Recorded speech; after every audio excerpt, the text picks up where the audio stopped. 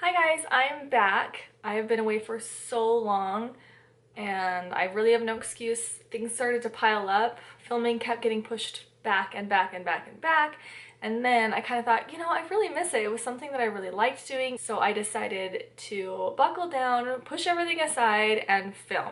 Let's get into my first video back, and it's going to be products I regret buying. So most of them are high-end, some of them are drugstore, and I think the main reason why I have most high-end products that I regret buying is because of the price tag. When you're spending $50 on a palette and you kind of keep it around because you're like, kind of a cult favorite, I'm really supposed to like this palette, and then you end up never using it and you're like, oh, that was 50 bucks down the drain.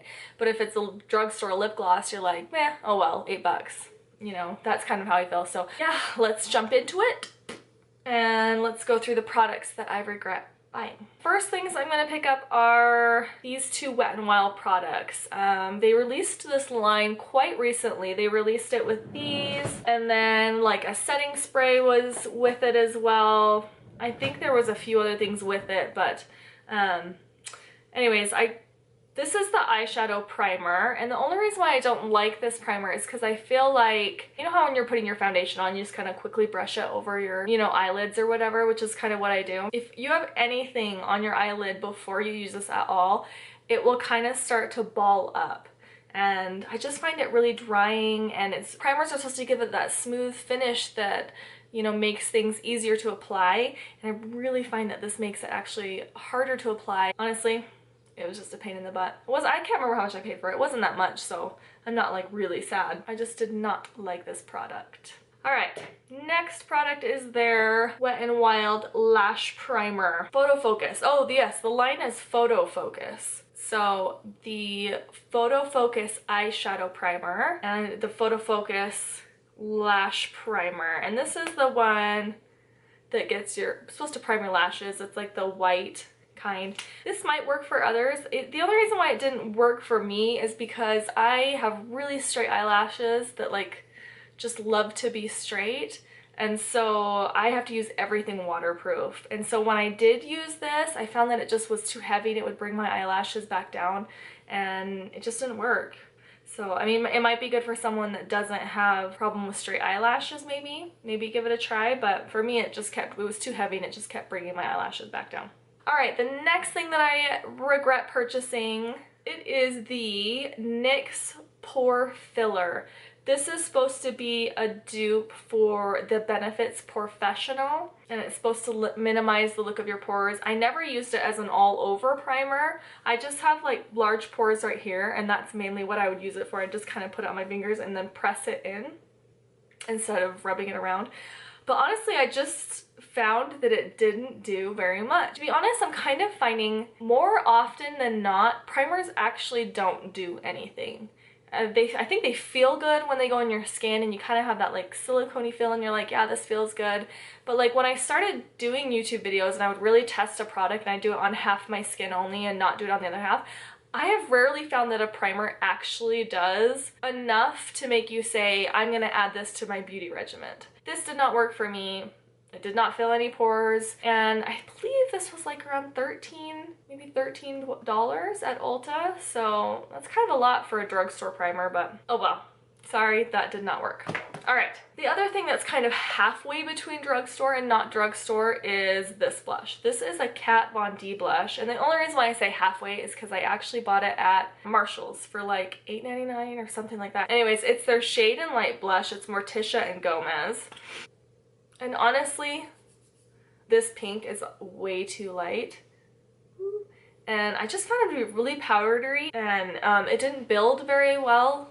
It was just kind of hard to work with. I don't even think she has this in her line anymore. But anyways, I think I paid $8.99. I don't know how much it was originally, but that's why I regret purchasing that. The next product is the waterproof Too Faced Better Than Sex mascara. I was so excited when I bought this. I think I bought it last year because this is like a cult mascara. Everybody loves this mascara, and I've never been able to use it because I only use waterproof.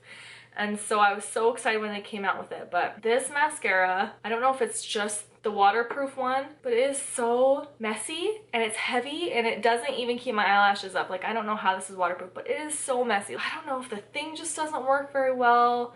There's like a whole bunch right here, a whole bunch right here, a glob like right here.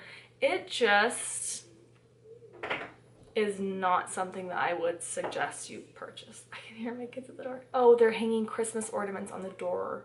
All the Christmas ornaments I didn't want to use this year, they're hanging on the doorknobs.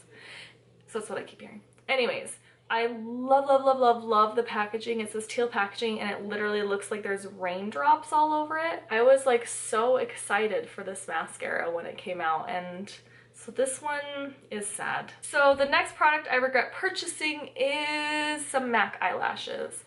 I don't even know how much these were. I want to say MAC eyelashes are maybe $18. Anyways, this is MAC 35 eyelashes. I looked like Snuffle Up, I guess. Like, these are so dramatic and they're straight. They like don't curl at all. They're like straight. So they just kind of went straight. It just looked so, I literally looked crazy with these eyelashes on. And I had already cut them and used them, so I didn't return them to MAC. I just kind of, I don't know, I'll probably just throw them away. That's kind of sad because they're expensive eyelashes. But yeah, I regret purchasing these. The next one might get a little bit of hate because this is a very expensive brand that everybody loves. It is Hourglass. It is the Hourglass Ambient Lighting Blush Palette. Luminous Flush, Incandescent Electra, and Mood Exposure. I think these are pretty blushes, and I'm not going to get rid of it. I'm going to continue to use it. But for the price point, which I believe this was in the 60s when I purchased this, for the price point, I just don't think there's anything that special. And to be honest, they're not very pigmented. You do have to really build them up, but they're pretty similar. Like, you'll see, I'm not going cheap on the swatches, but I don't know, they're just not worth the price tag is what I will say. Because I will still continue to use them because I spent 60 some odd dollars on them, so I will use them just because, like, I don't know, I have to after spending that much money. But I definitely don't think that it's worth it, and I kind of regret purchasing it. But I never returned it because I'm like, oh, it's Hourglass, it's luxury, it's supposed to be, you know what I mean? You just keep, you know, those products you just keep wanting to like and wanting to like because everybody likes them, you know, they're luxury brand, and then you just end up not really liking them. Okay, the next three are eyeshadow palettes, and two of them are pretty legend. Everybody loves these palettes, and I just cannot find myself using them at all. And they are the Naked palettes. I don't have one. I have the Naked 2, which is all cool tones, kind of steel colors. And then I have the Naked 3, which is their rose gold. The reason why I don't like these is because I really don't find them to be that pigmented. I just find that for the money, I never reach for them. There's other eyeshadow palettes that I reach for all the time. I think when you're spending $50 on an eyeshadow palette, it should be an eyeshadow palette that you reach for all the time.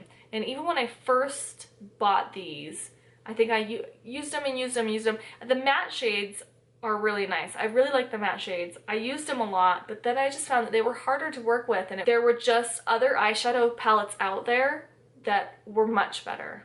And I'll show you what I mean. So like they have these two matte colors that I really like. These ones. And that's all I use in the eyeshadow palette, so it's kind of annoying. Anyways, and then there's this pink shade that literally just falls out like nobody's business. And then there's this gold shade, I'm swatching it, that literally has like no pigment. This is the pink glitter shade, and it literally just falls out everywhere. And this is the gold shade that just barely shows up. Everybody loves these palettes, but I just find myself never reaching for them. I feel bad. I feel really bad about these, but I have other palettes that I would go for over these any day. Now, maybe if I only had this palette, then I'd probably still use it. I think it's usable. Like, I don't want to say that this is crap. I think it's usable, but I just have so many other eyeshadow palettes that are so buttery, so amazing, so pigmented, and these just aren't that, and so I just don't find myself ever using them. The last one is another Urban Decay product. This product I regret buying for my own reasons, not because of the product. It is the Urban Decay Moondust palette, which is, you know when you got like bright lipstick on but your lip is itchy? Which is their glitter palette. Super pretty.